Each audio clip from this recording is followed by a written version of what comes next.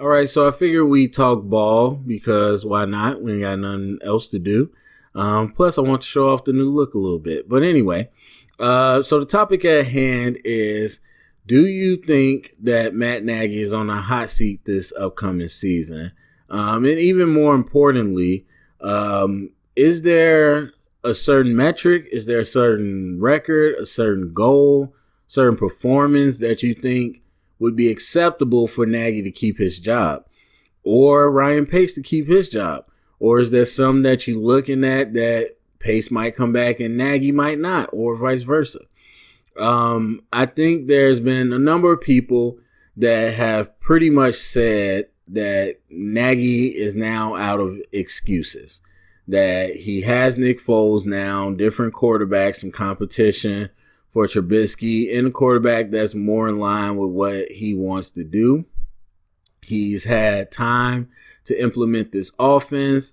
They gave them a lot more pieces when he first got here than the Bears had before he was here. They went and got Khalil Mack, all these different things. So some people are saying that he's out of excuses, and I'm wondering who agrees with that. Me personally, I do think I agree with that. I do think I agree, and excuses are a key word. Now, as I've always said this season, and really just in general, football is a team sport. And so it's going to be a collaborative effort from everybody.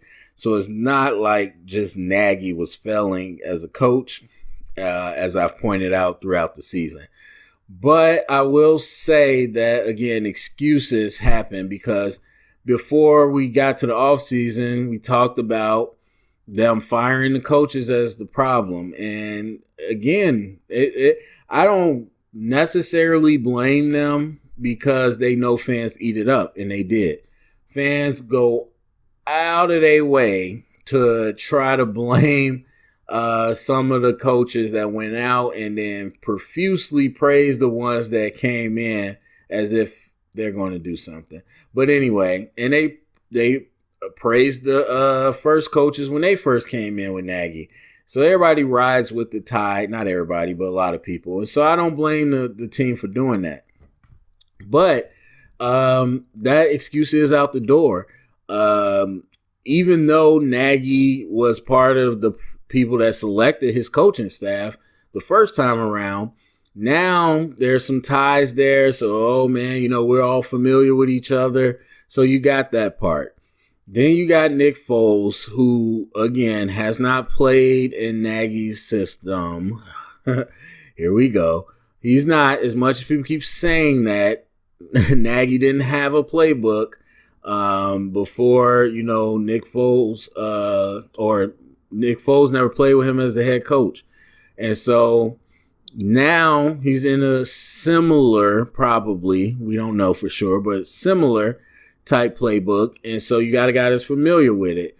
And Mitch is in his third year, with this playbook. So all that. I don't think there's any excuses. Now, I don't think there's excuses for anybody, but definitely when it comes to Matt Nagy, I don't think there's any more excuses.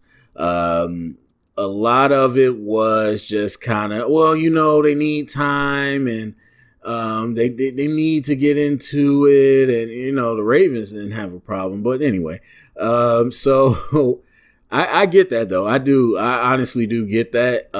But at the same time, there was things that didn't have anything to do with the playbook that was concerning from Nagy. And so I think all those excuses, even though people will still have excuses, they always do. Fans always rationalize what they think. But I think a lot of those excuses are out the door. Now, with that being said, do I think that Nagy should be fired after this year?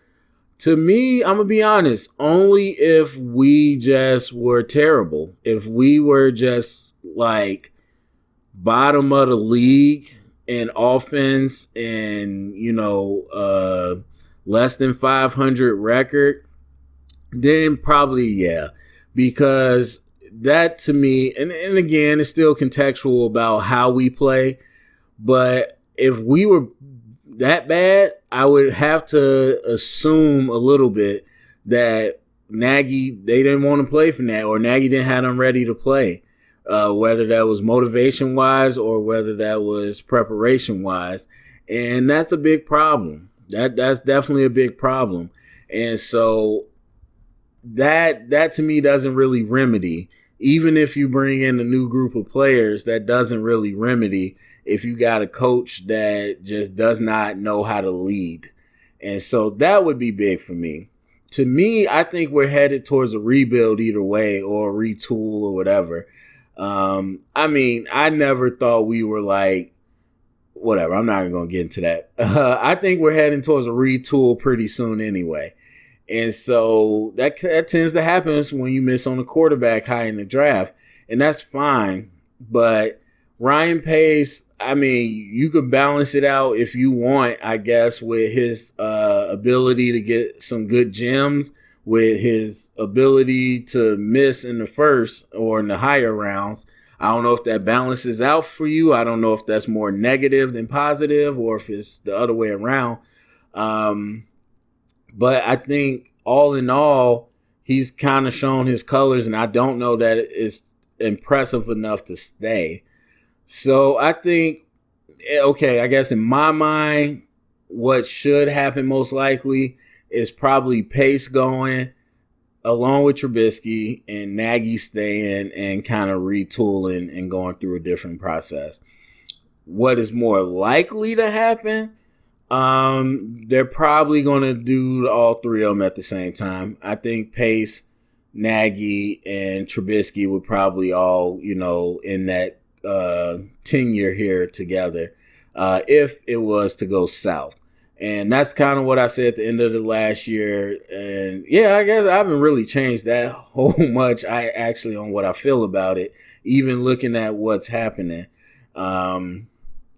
It kind of is what it is. The biggest issue is that Pace hired Nagy.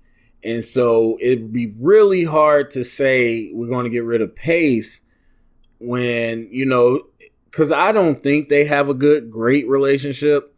But it's hard to say, Pace was holding me back, I want to do my own thing. But he hired you. Y'all formed that relationship in the first place. So that's just hard on the ownership to, let that walk. So that's how I think it probably would most likely go down if things were bad this year. Now, what do I think is acceptable? I'm not going to lie to you. What I think the ownership is looking at it as acceptable is winning the division and getting out the first round of the playoffs. Do I think that's acceptable? No, my bar's a little lower than that. But honestly, if we made the playoffs, I'd be cool to, crank it up and do it again next year. I'm always more so about how you play than, what the results are. I know most people aren't, but whatever. I think that's more important than anything. And so if we're playing good football, because like last year, 8-8 or around 500? If we're around 500 or 9-7 and we're playing really good football, that's totally different to me. Excuse me. That's totally different to me than the way we looked last year, because there's still people like, oh man, look at the record, and it's just like, bro, we played terrible football, and we beat up on some people that we call slipping. But either way, injuries are gonna play into that. A lot of that's gonna play into that. But again, I think the ownership is looking at it as you gotta, get to the playoffs and out of the first round and win the division. Because right now you just get into that spot where you publicly back everybody and it sounds good, but behind closed doors, the pressure's on, like, you better win or you're out of here. And so I think that's the situation happening in Hallis Hall, and I said this before, the Nick Foles things makes it tricky because Nick Foles is a veteran. He's not a rookie. And so it ain't like, okay, Trubisky doesn't work out. We got Nick Foles. Let's just give us 3 years to work. No, that's not how that's going to happen.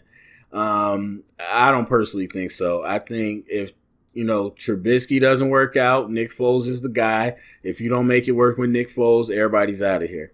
That's kind of how I probably see it. So I think that the owners are going to get them a real tough task. I think they are. But again, for me, making the playoffs will be acceptable for me. I don't know, man. I don't know how long we hold on to all of this. And honestly, I don't even know where our footing is right now. I mean, obviously 2018 was a different thing. And I try to tell people the context matters as well. And also momentum matters. And so people aren't looking at the Bears like they did that season. We completely fell on our face last year. And so there's no fear there. And Nick Foles isn't a long-term answer. More than likely, Trubisky's not a long-term answer. So when you got that situation, I just feel like it's heading towards a retool. So that's me. I think 10-6 is the sweet spot where I feel comfortable with Nagy coming back to then lead the rebuild. But either way, I think it's a rebuild or a retool. I don't think it's a straight up, our Super Bowl window is right now. I don't know if it's like that. But not every team blows it up. Some teams just stay steady Eddie until something breaks their way. So it's hard to say what we'll end up doing. Even if we are bad next year, it doesn't mean that we'll just blow it up after that year.